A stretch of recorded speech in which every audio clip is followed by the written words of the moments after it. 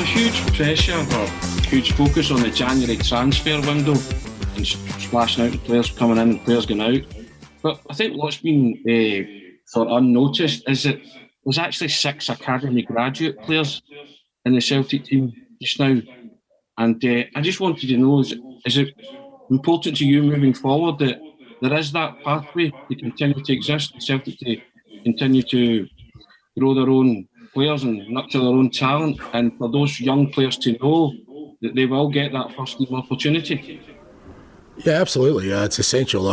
Just to pick up on what you first said, we're never going to be a club that splashes out. We just don't have the financial resources to do that. So, and I don't think we'll ever be at that level when you see the economy of world football. So, we've got to be really, efficient in how we deal with both producing players and players we bring in, and a big part of it for me is definitely the academy pipeline. And one of the areas we're really concentrating on at the moment in terms of restructuring and in terms of making sure we're really spot on with both our coaching development and our scouting of young players will become a great emphasis, because it's ideal for me if we can always every year top up with players coming through our own processes, meaning that they already understand how we play, that we've already identified they've worked with us, they understand the club and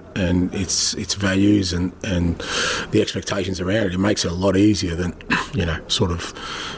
trying to bring in a whole new breed of people every sort of 2 or 3 years. So it's another area we're doing a lot of work in the background on. Obviously, we've got people who have been involved with the academy for a very long time, Chris McCart, and obviously with the B team as well. So, I'm working closely with them to make sure that pipeline continues. Can I also ask you about Kyogo? There's a narrative of criticism developing here about maybe diving and other things and stuff like that. I mean, how much are you aware of that, and is the player aware of that, or you just tell him to shrug these things off because of his valuable contribution that he's brought to the team since he came in so far?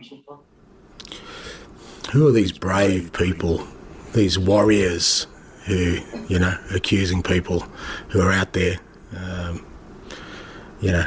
Kyogo's the size of a jockey. He's playing against guys almost, foot taller than him, and all these brave warriors on the outside are casting aspersions, are they? I haven't read it. I won't read it. You end up in arguments with ignorant people. Yeah, you'll eventually become one of them. So I kind of ignore those kind of narrative as you painted it. I think Kyogo's been great for our football club. I think he's been great for Scottish football. And I'd be surprised if anyone wouldn't want somebody of his character and his playing ability in their club or in their league. So beyond that, mate, as I said, good on all these brave soldiers sitting in their studios or lounge rooms or wherever they are, and throwing these narratives across the bay. Thanks, mate. Alison. Hi, Ange. Just picking up a little bit on what's been said there. Where are you in terms of transfers for January? Is there anybody kind of further down the line? No, we're as I said, we're working hard on it. There's always things that you need to sort of overcome on a daily basis, particularly at the moment with the way the world is in terms of the way we have discussions and how we follow up on things. But we're still, I'm still really happy with the way things are tracking, and I still expect us to be well organised and have the people we want in place hopefully early in the transfer window. That's been the plan all along, and so I've been working with Michael and the other key people at the club around that, and there's nothing that's happened that's made me think that we won't be on schedule with that. In terms of the game tomorrow night, how do you approach it? Will you give some other players maybe some game time? Yeah, look, for us, obviously, we're in the middle of a really busy period, and we continue. We've got still, I think, 8 games between now and the break, and it makes sense for us tomorrow night to give some people a bit of rest who've been playing a fair bit of football, and also to give some others some game time because we're definitely going to need them. We saw on the weekend we had guys like Greg Taylor come back into the team and Mikey Johnson come back in, and it's really important that whenever we need to make changes that somehow we get players some game time, and I think tomorrow night's a great opportunity to do that, to give some game time to players who haven't had a lot lately, so that should they be needed going forward, or if they get an opportunity, they've played some football against obviously a good quality opponent, which will be a good test for us tomorrow night.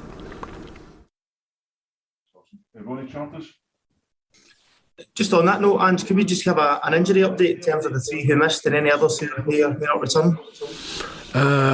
No, Stephen Walsh is fine. He's okay, so he's available. Tony Ralston, probably not for tomorrow night. James Forrester came off on the weekend, nothing serious, but again, we won't risk him tomorrow night. I think that's it in terms of guys who, the ones who sort of have had the short-term stuff. The rest are all sort of longer-term out, but they're the main ones. We heard your quotes, obviously, at the weekend, just talking about a club like Celtic don't do dead rubbers.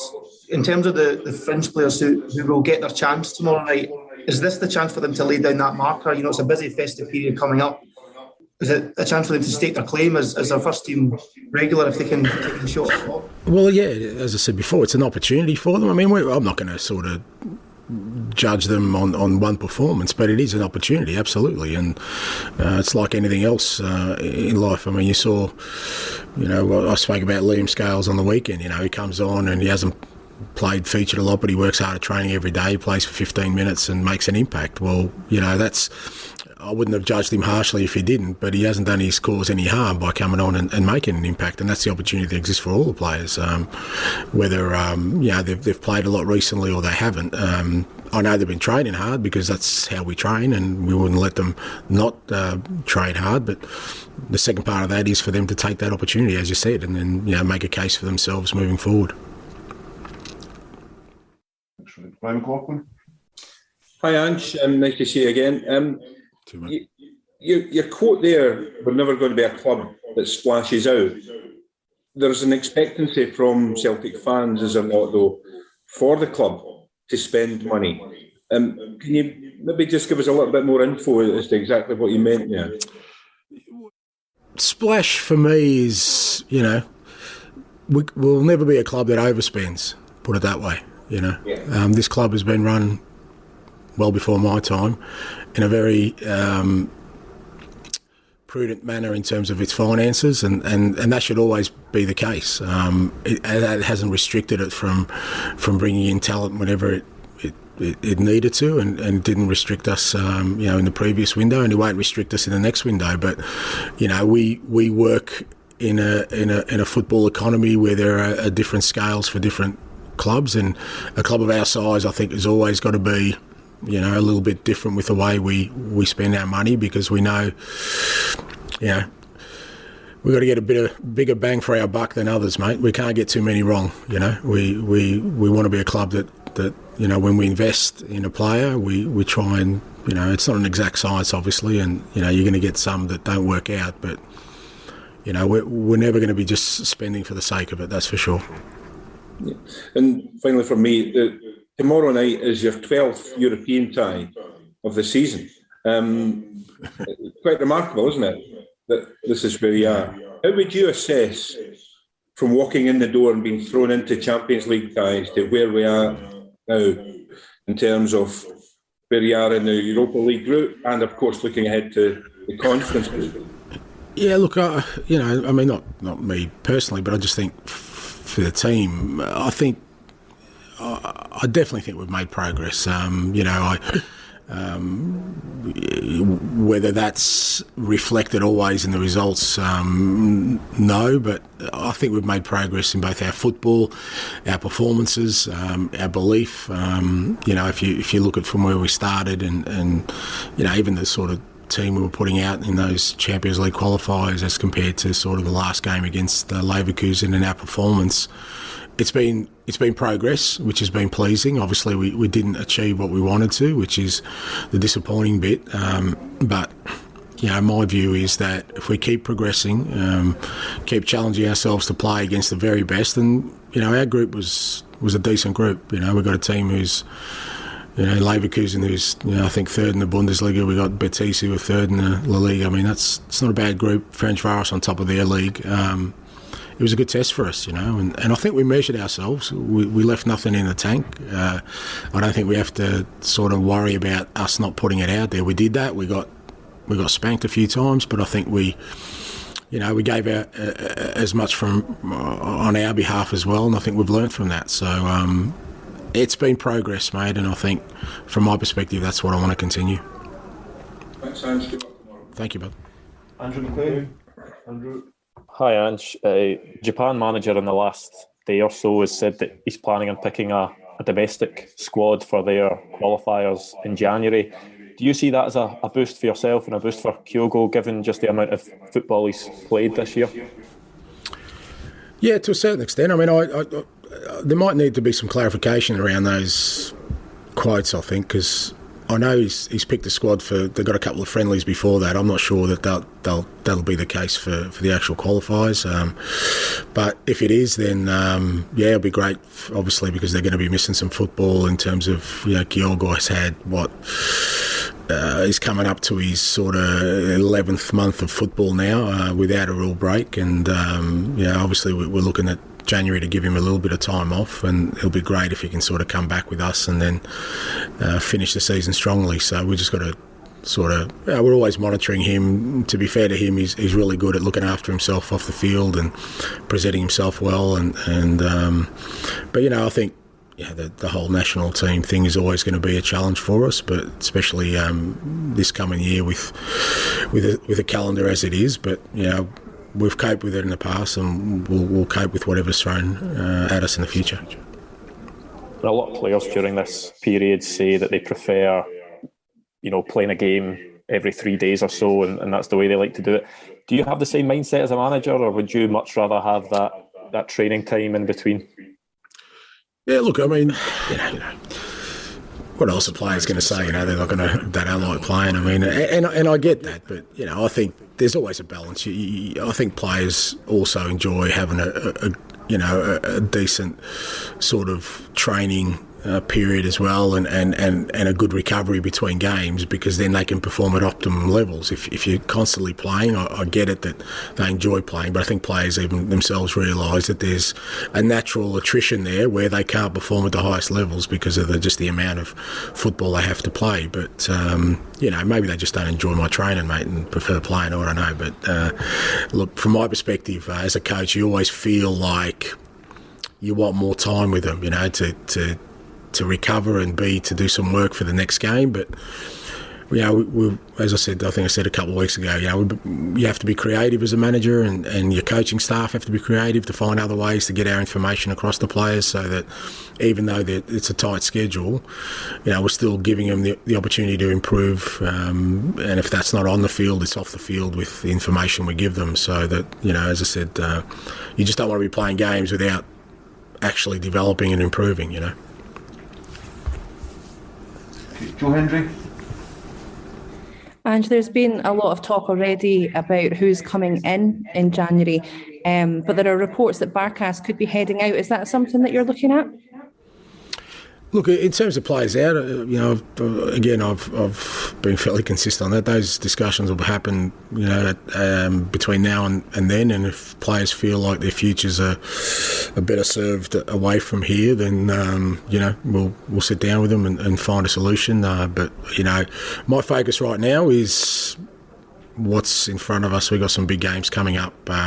In the background, we're working on the players we want to bring in, and working on if players want to go, we're working on that as well. But in terms of having individual discussions or trying to sort of really pursue that avenue, it's not a priority for me right now.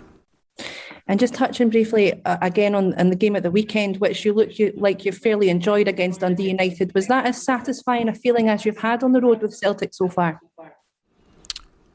Well, look, it was a good performance. I mean, I'm allowed to enjoy myself. I mean, I'm not that miserable all the time. I can, we played well. We scored some good goals. I managed to smile a couple of times, but it's.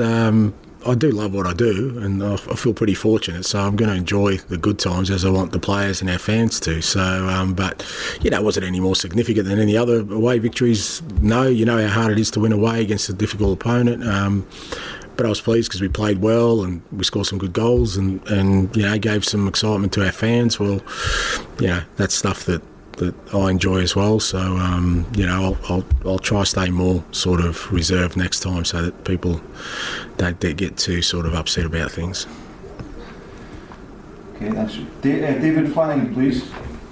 Hi, Ange. Dave from the Cynic here. Hey, mate. I want to ask about the role of Joe Hart in Celtic's build-up. Is the emphasis on short over mid and long-range passing something you've adapted for Joe's skill set specifically? Or do you see this as a template for how you want your goalkeepers to play with the ball itself? No, it's not about Joe specifically. It's how we want to play our football. And I've always felt with that there's a lot of emphasis on goalkeepers playing out from the back. Obviously, if you want to be a team that sort of builds up from that, the goalkeeper becomes a pretty crucial part. But I've never expected my goalkeepers to sort of nail passes like Beckenbauer. Wrong generation for you guys, but I don't know, a Xavi or something like that. The idea of a goalkeeper is that he's there to use his hands and stop the goals, but he can help us in our build-up by making simple passes and being an avenue for us to sometimes just change the direction of the game or change the tempo of our game. And it's not just about Joe. Any goalkeeper I've had, whether they're guys who are comfortable with their feet or not, I think anyone, can sort of pass a ball 5 or 10 yards. It's about then giving them the confidence and the tools to see what the options are when we're playing out from the back. But Joe's distributions I think is improving. There's been a couple of moments in recent weeks where he's played things a bit longer out of his hands, and we've had some great counter attacks from that because we've got some quick players up front. So that's developing as well. So as I said, that's more of a template of how I want my teams to play than sort of specific around Joe. And are there any players in the B team that you might look to integrate either tomorrow or in the near future? I know that Oluwayemi's been in the squad previously. Is he one you're particularly impressed by?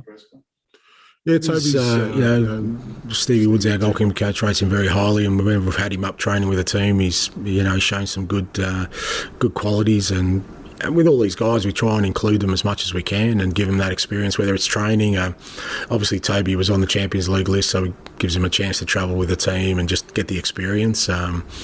We've had other guys, young Dane Murray's been up from the B team as well, played some football with us. So we're always, again, looking, working closely with Tommy in terms of the B team structure and how they play, and guys who, they want to give some experience in first team training. In terms of playing, obviously they've got to be on the Champions League list for us to put them in tomorrow night. I think Dane's on that list as well, so we've had him on the bench a few times. So again, any opportunity we get to give them some experience, whether that's playing or training, I think it's important because they train here alongside us. They live and breathe the place, and they can see the first team. It's literally a fence away, and we want to make sure that there's an incentive there for them to cross that fence line and one day be part of the first team. Thanks, mate. Thanks, Ronnie Esplin. Hi, Ange. Hi, mate. Just come back to your squad again. You said last week Jota would be a few weeks. How confident are you he'll be fit and available for the cup final? I'm very confident he won't be, mate. He won't be right for the cup final. A few weeks means a few weeks. So how long that stretches out for, we'll wait and see, but he definitely won't be right for the cup final. Was it a more serious injury than you first thought? Well, yeah, I mean, I obviously we're waiting for the final diagnosis, but when it came in, as I said, it was going to be a few weeks. So it was going to be 3 to 4 weeks recovery, depending on how he's going. It only happened a week ago, so if you look at timelines, it gets pretty tight for between now and the break. So we'll just have to see how he recovers from it.